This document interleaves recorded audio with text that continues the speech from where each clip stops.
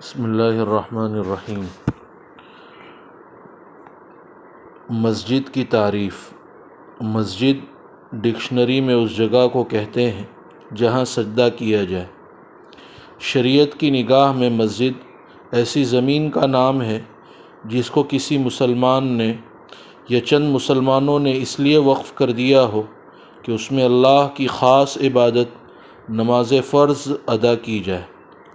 مسجد ہونے کے لیے یہ شرط نہیں ہے کہ اس پر عمارت بنی ہوئی ہو، بلکہ بغیر عمارت کی زمین بھی مسجد ہوتی ہے۔ ویسے روئے زمین کے ہر ٹکڑے پر بندہ اللہ کو سجدہ کر سکتا ہے، نماز پڑھ سکتا ہے، سوائے چند ان مخصوص مقامات کے جہاں شریعت نے نماز پڑھنے سے منع کیا ہے، جیسے غسل خانہ، پاخانہ وغیرہ وغیرہ۔ یہ ہمارے نبی صلی اللہ علیہ وسلم کی خصوصیت ہے کہ اللہ کے رسول صلی اللہ علیہ وسلم نے ارشاد فرمایا، مجھے 6 چیزوں کے ذریعے دیگر انبیاء پر فضیلت دی گئی، ان میں سے ایک یہ کہ پوری روئے زمین کو میرے لیے مسجد اور پاکی حاصل کرنے کا آلہ بنا دیا گیا۔ آپ سے پہلے انبیاء کے لیے مخصوص جگہوں جیسے کنیسہ وغیرہ میں ہی نماز پڑھنا جائز تھا۔ اسلام میں مساجد کی اہمیت اور فضیلت۔ اسلام میں مساجد کی بڑی اہمیت ہے۔ اس کی اسی اہمیت اور فضیلت کی وجہ سے اللہ تعالیٰ نے قرآن کریم میں 18 جگہوں پر مساجد کا تذکرہ کیا ہے، اور اس کے اسی مقام اور مرتبے کی وجہ سے اللہ تعالیٰ نے مساجد کی نسبت قرآن پاک میں کئی جگہوں پر اپنی جانب فرمائی ہے۔ مثلاً ایک جگہ ارشاد فرمایا، وَأَنَّ الْمَسَاجِدَ لِلَّهِ، ترجمہ، بلا شبہ مسجدیں اللہ کے لیے ہیں۔ حالانکہ ساری روئے زمین کا مالک اللہ ہے، وہ ہر چیز کا خالق و مالک ہے، لیکن مساجد کی بات ہی کچھ اور ہے۔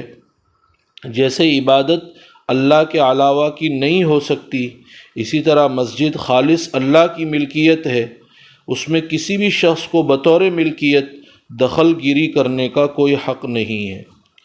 نمبر 3، مساجد کو اجاڑنے والے اور ان میں عبادت اور اللہ کے ذکر سے روکنے والے کو قرآن مجید میں سب سے بڑا ظالم قرار دیا گیا ہے۔ چنانچہ اللہ تعالیٰ فرماتے ہیں، اس سے زیادہ ظالم کون ہوگا جو اللہ کی مسجدوں میں اس کے نام کا ذکر کرنے سے روکے اور ان کے اجاڑنے کی کوشش کرے، ان کے لیے دنیا میں بھی رسوائی ہوگی اور آخرت میں بڑی سزا۔ فائدہ: یہ آیت شان نزول کے اعتبار سے تو کافروں کے ساتھ ہی مخصوص ہے، لیکن حکم کے لحاظ سے عام ہے۔ چاہے مسجد کا اجاڑنے والا مسلمان ہو یا غیر مسلمان، دونوں کی سزا یہی ہے جو اس آیت میں بیان کی گئی۔ نمبر 4، مسلم شریف میں حضرت ابو ہریرہ رضی اللہ تعالیٰ عنہ سے مرفوعاً منقول ہے، اللہ رب العزت کے نزدیک سب سے زیادہ محبوب جگہ مسجدیں ہیں اور سب سے زیادہ ناپسندیدہ جگہیں بازار ہیں۔ فائدہ: علامہ نووی اور علامہ قرطبی علیہم الرحمہ فرماتے ہیں، سب سے زیادہ محبوب جگہیں مسجدیں اس لیے ہیں کہ وہ عبادات، اذکار، مومنین کے جمع ہونے اور شعائر دین کے ظاہر ہونے اور ملائکہ کے حاضر ہونے کی جگہیں ہیں۔ ان کی بنیاد تقوی پر ہے، اور بازار دھوکہ، سود، جھوٹی قسمیں، وعدہ خلافی اور اللہ کی یاد سے غفلت کی جگہیں ہیں اور شیطان کا مرکز ہے، اس لیے انہیں سب سے زیادہ ناپسندیدہ قرار دیا گیا۔ نمبر 5، ترمذی شریف میں حضرت ابو سعید خدری رضی اللہ تعالیٰ عنہ سے مروی ہے، رسول اللہ صلی اللہ علیہ وسلم نے ارشاد فرمایا، جب تم مسجد کی خبرگیری کرتے ہوئے کسی کو دیکھو تو اس کے ایمان کی گواہی دو، اس لیے کہ اللہ تعالیٰ نے فرمایا ہے، بے شک اللہ کی مسجدوں کو آباد کرنا انہی لوگوں کا کام ہے جو اللہ پر اور قیامت کے دن پر ایمان رکھتے ہوں اور نماز کی پابندی کرتے ہوں اور زکوٰۃ دیتے ہوں اور اللہ کے سوا کسی سے نہ ڈرتے ہوں۔ ایسے لوگوں کے لیے توقع ہے کہ وہ اپنے مقصود یعنی جنت اور نجات تک پہنچ جائیں گے۔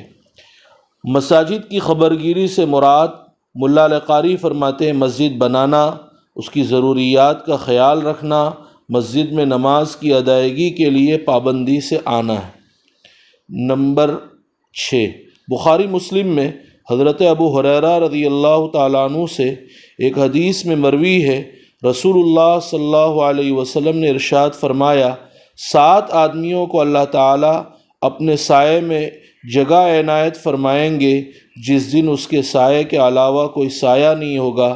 اس میں ایک شخص وہ بھی ہوگا جب وہ مسجد سے باہر نکلتا ہے تو اس کا دل مسجد کے ساتھ لگا رہتا ہے، اٹکا رہتا ہے، یہاں تک کہ وہ دوبارہ مسجد میں واپس لوٹ آئے۔ فائدہ، حافظ ابن حجر فتح الباری میں فرماتے ہیں، بظاہر اس آدمی کو مسجد میں لٹکی ہوئی چیز مثلاً قندیل سے تشبیہ دی اس بات کی طرف اشارہ کرنے کے لیے کہ اس کا دل مسجد میں ہی اٹکا رہتا ہے، لگا رہتا ہے، اگرچہ اس کا جسم مسجد سے باہر ہی کیوں نہ ہو، وہ دکان اور کھیت پر ہی کیوں نہ ہو۔ یہ بھی احتمال ہے کہ مراد وہ شخص مسجد سے بہت شدید محبت کرنے والا ہے۔ ملا علی قاری فرماتے ہیں، مسلمان مسجد میں ایسے رہتا ہے جیسے مچھلی پانی میں، جیسے مچھلی کو پانی سے الگ کرنے سے تکلیف ہوتی ہے اور پانی میں رہنے سے اس کی زندگی ہے، یہی حال مومن کا مسجد کے اندر ہوتا ہے۔ اور منافق مسجد میں ایسا رہتا ہے جس طرح پرندہ پنجرے میں پھڑپھڑاتا رہتا ہے اور چاہتا ہے کس طرح اور کب اس سے چھوٹ کر بھاگ نکلے، یہی حال مسجد میں آنے والے منافق کا بھی ہوتا ہے۔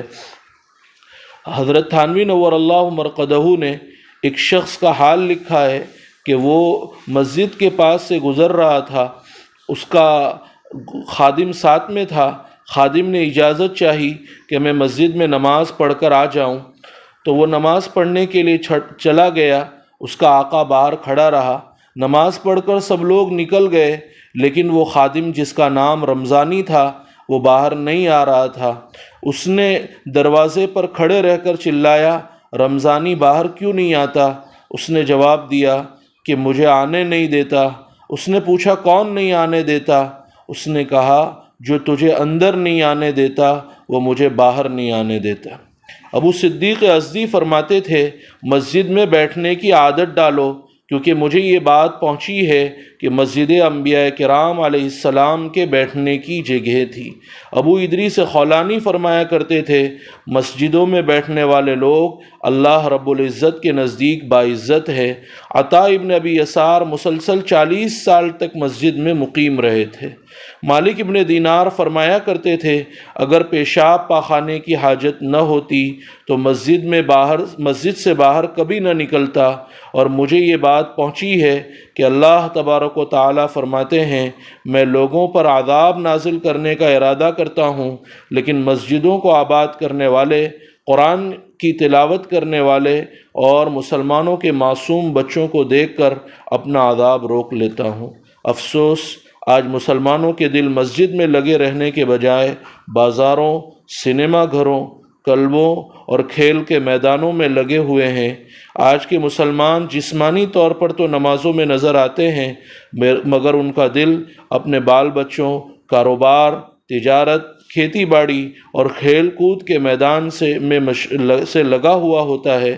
حالانکہ ہونا تو یہ چاہیے کہ آدمی دکان اور تجارت میں مشغول ہو اور اس کا دل مسجد میں لگا ہوا ہو۔ اگر ایسا ہوگا تو اس کی دکان اور تجارت بھی عبادت بن جائے گی۔ اللہ ہمیں توفیق عمل سے نوازے۔